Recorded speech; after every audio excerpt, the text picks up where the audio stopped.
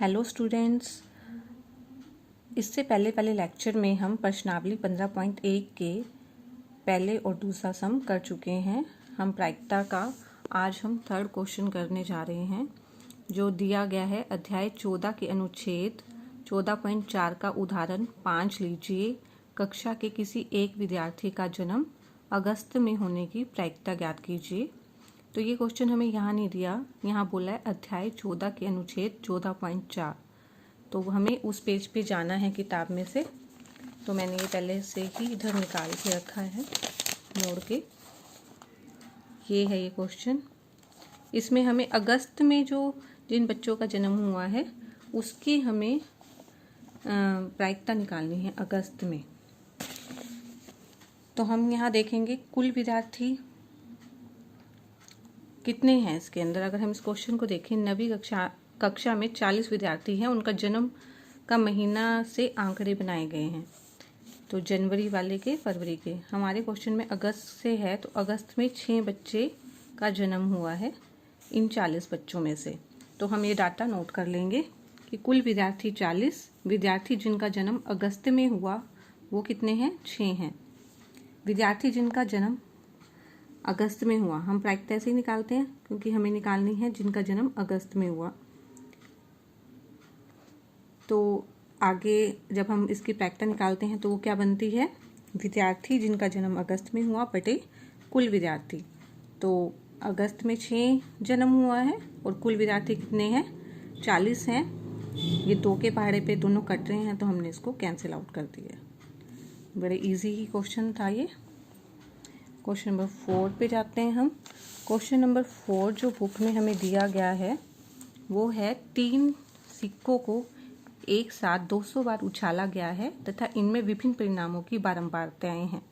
Question को देखेंगे, 3 सिक्कों को एक साथ 200 बार उछाला है और 3 चित, 2 चित, 1 चित इतनी बार आया है, कोई भी चित नहीं इतनी बार आया है। यदि तीनों सिक्कों को एक पुनः एक साथ उछाला जाए तो 2 चित आने की प्रायिकता ही हमें ज्ञात करनी है। हम क्वेश्चन में देखेंगे 2 चित 72 बार आया है और कुल सिक्के 200 बार उछाले गए हैं। तो हम लिख लेंगे, तीनों सिक्कों को कुल उछाला गया है 200 बार और उछालने पर 2 चित आया है 72 बार। एक बार फिर से चेक कर लें, 2 चित 72 और 200। तो 2 चित आने की प्रायिकता आ जाएगी 2 चितों की संख्या बटे कुल सिक्का उछालने की संख्या, 2 चित की 72 बटे 200। ठीक है। अब हम करने वाले हैं क्वेश्चन नंबर 5। एक कंपनी ने यादृच्छा 2400 परिवार चुनकर एक घर की आय स्तर और वाहनों के संख्या के बीच संबंध स्थापित करने के लिए उनका सर्वेक्षण किया है। आंकड़े ऐसे हैं कि 7000 से कम में वाहनों की संख्या 0, यानी जिनके पास कोई वाहन नहीं, वो 10 घर हैं। एक वाहन वाले 160। इस तरह से हमें आंकड़े दिए गए हैं। जैसे जैसे हमारा क्वेश्चन आता है हम फिर इन आंकड़ों की तरफ जाएंगे। जैसे फर्स्ट पार्ट है, ऐसे परिवार जिनकी आय, हमें प्रायिकता ज्ञात करनी है। चुने हुए परिवार जिनकी आय 10,000 से 13,000 के बीच में है और उनके पास 2 वाहन हैं। अब हम आंकड़ों पे वापस जाएंगे। 10,000 से 13,000 के बीच में 2 वाहन वाले परिवार, ये कोई वाहन नहीं, ये 1 वाहन, 2 वाहन वाले कितने परिवार हो गए, 29। तो हम यहाँ पर इसको नोट कर लेंगे। कुल परिवारों की संख्या कितनी है, आप देखेंगे 2400 है, तो कुल परिवारों की संख्या 2400। परिवार की आय 10,000 से 13,000, जिनके पास 2 वाहन हैं वो परिवार कितने हैं, 29 हैं। तो यहाँ पे लिख दिया 29। तो अनुकूल परिणामों की संख्या बटे कुल परिणामों की संख्या कितना आ जाएगा, 29 बटे 2400। ठीक है ना। हम ये, क्योंकि ये जो लिखने वाला है ये डाटा काफ़ी बड़ा है, तो हम इस घटना को ई से भी डिनोट कर सकते हैं। इसको ई से डिनोट किया तो ई के अनुकूल परिणामों की संख्या भी हम यहाँ लिख सकते हैं, या अनुकूल परिणामों की संख्या बटे कुल परिवारों की संख्या या कुल परिणाम, दोनों में से कुछ भी लिखा जा सकता है। तो ये बन जाएगा 29 बटे 2400।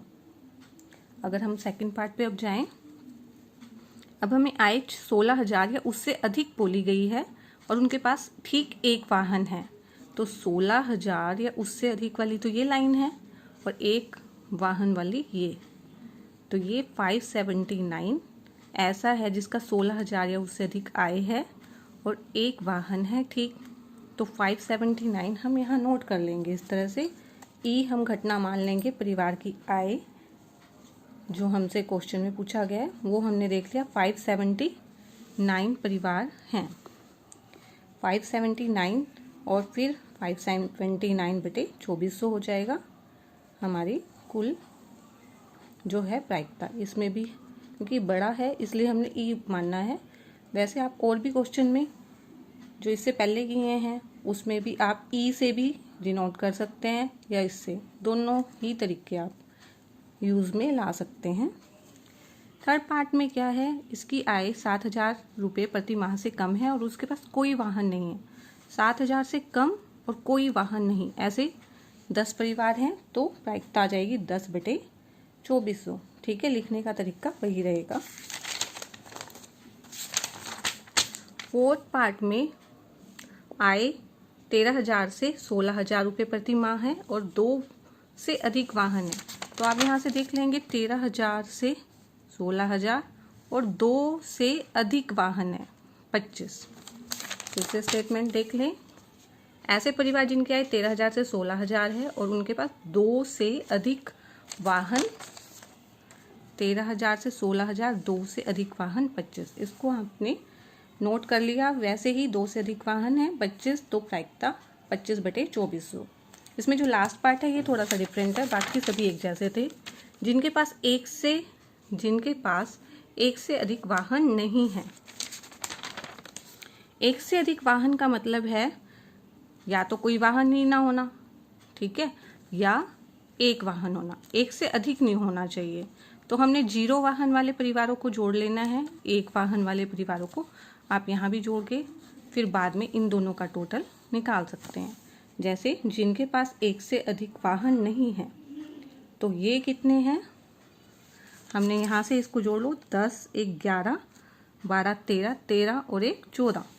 तो 0 वाहन वाले परिवार हो जाते हैं 14 और एक वाहन वाले परिवार हमने इन सबको जोड़ लिया है।